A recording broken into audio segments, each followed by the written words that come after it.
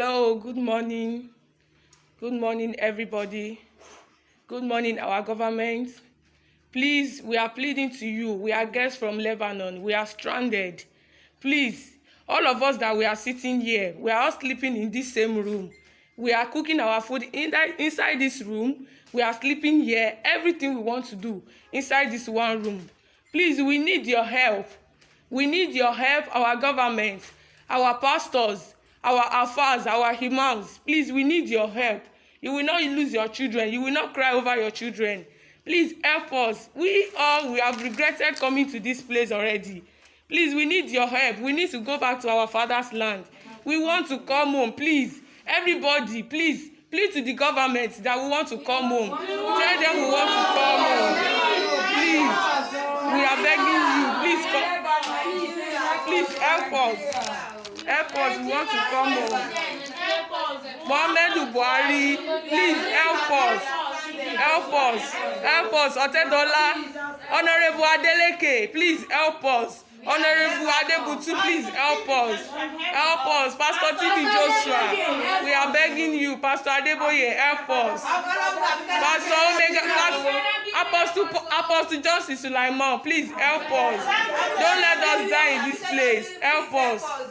Thank you. May God bless you and your family. Pastor Genesis, please help us. Please help us. Abike Dabiri, please help us. Help us, oh, help us, help us. We want to go home. We want to go back to our country, Nigeria. Please. Prophet Ajayi, please help us. Prophet T.B. Joshua, Pastor Oyedepo, Pastor Adeboye, please help us. Help us. Nigeria government. Good evening. My name is Lovette. Ade UAE. Fujera to be precise. I come UAE for February, so I can't get work where I get for cafeteria. So along the line, I can't get boyfriend when me and him they where they support me that time. So as Belle can't enter, I can't tell him. Let me say I commode the Belle so you know one time. And me I dey fear because for here where we dey to commode Belle no dey easy and it dey risky. And no one, if you get anything wey happen to you, they go. If they carry you go hospital or anything can happen, they go deport you or maybe they will put you for prison. Na him be their own law here. Say if you keep person, you no go scot-free.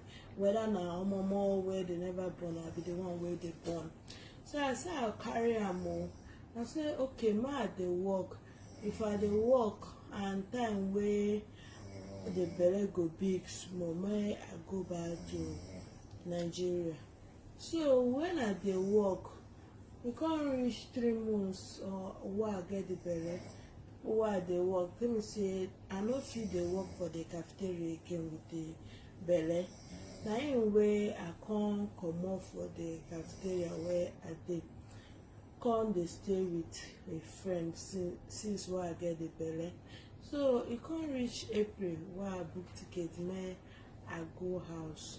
Na in way lockdown start for March. Na in way they can't close airport for March for this UAE. Now my ticket with this.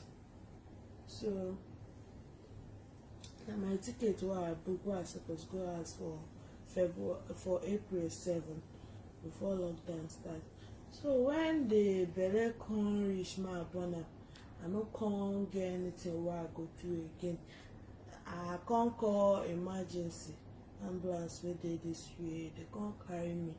When I reach the hospital, they ask me about the husband and other things, because if you no get husband for this country, they'll carry your pikin, come deport you.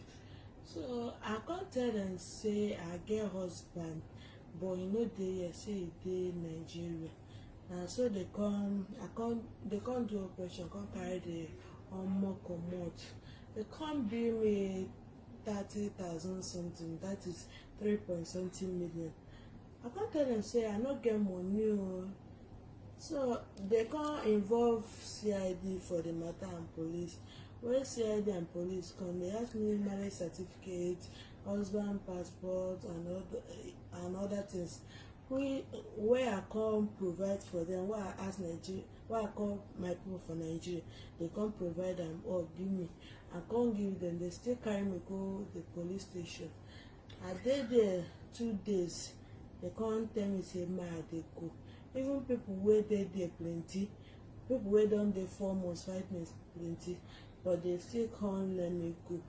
Na him wey I say ma thank God o. So as I comot now, I wan go collect the marriage the baby certificate, birth certificate.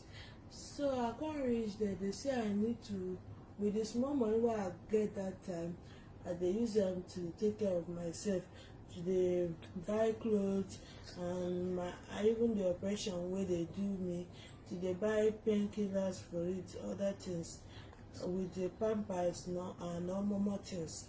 So na him wey the small one wey dey my hand, I use am go the hospital wey I take born am, make they give me the marriage certificate, the birth certificate. Na him wey dey tell me say make I go Nigeria embassy, go meet them, make they stamp the marriage certificate say I truly marry for Nigeria, before they will give me the birth certificate. And so my sister and my brother, she see me so, I no come get money again. I no come get money again wey I go use waka go. Ẹ káàárọ̀, ẹ káàsán, ẹ káalẹ́ ní gbogbo ibi tí ẹ bá ti ń wo fídíò rẹ̀. Orúkọ ti tèmi ni Òjòfúnkẹ́ Esther. Ọmọ bíbí Nàìjíríà ni mí. Mo wà nílùú Oman, mo wá ṣiṣẹ́ nílùú Oman. Mo ti lò 1 year 3 months. Pé kó lè dáa náà ni mo bá wá, mo ti bímọ 2 sílé. Pé kó bá lè dáa, mo tẹ̀ ti ṣiṣẹ́ ọdún kan àti oṣù 3. Ṣùgbọ́n ara mi ò wá yá. Ara mi ò yá, inú dùn mí. Ikùn yẹn dẹ̀ wá ń wú. Ikùn mi ń wú láì lóyún. Mo ti lọ sí hospital, mo ti ṣe test, mo ti ya scan, wọn ò rí nǹkan kan bẹ́ẹ̀. Mo sọ fún àwọn tí mo bá ṣiṣẹ́ pé mo fẹ́ lọ tọ́jú ara mi nílé, kí n lọ lo oògùn ìbílẹ̀. Ṣùgbọ́n wọ́n ní pé rárá, pé wọn lè gbà mí láyè kí n lọ. So mo ṣáà lọ sí police station. Mo report, mo ṣe gbogbo ẹ̀. Mo ní mo fẹ́ lọlé. Wọ́n wá ní tọ̀, airport ò tí open. Bí tí airport bá open, pé kí n lọ dúró sínú ilé. So àwọn tí mo bá ṣiṣẹ́ báyìí, inú yàrá tí mò ń sùn náà fi mí sí tán tì mí mọ́. Mi ò láǹfààní àti jáde, mi ò láǹfààní àti jẹun nínú ilé.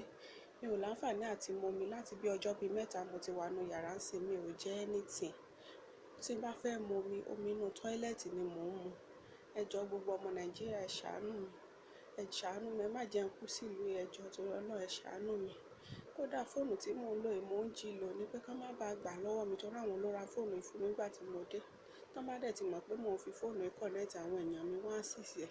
Ó ní ò jẹ́ kí n lè sọ̀rọ̀ sókè. Ẹ jọ̀ọ́ ẹ ràn mí lọ́wọ́. Ẹ ràn mí lọ́wọ́, mi ò lẹ́nì kankan. Ẹ jọ̀ọ́ ẹ ràn mí lọ́wọ́. Àwọn ọmọ mi kéré, eléyìí tó dàgbà jù nínú ọmọ mi lọ́mọ ọdún 6. Èyí tó kéré jù lọ́mọ ọdún 2. Ẹ jọ̀ọ́ ẹ ràn mí lọ́wọ́ gbogbo Nàìjíríà. Mi ò lóyún o, mi ò lóyún, ṣùgbọ́n mi ò mọ̀ nǹkan tó fa ikùn mi fi ń wú bí eléyìí. Ẹ jọ̀ọ́ ẹ ṣàánú mi, ẹ ràn mí lọ́wọ́.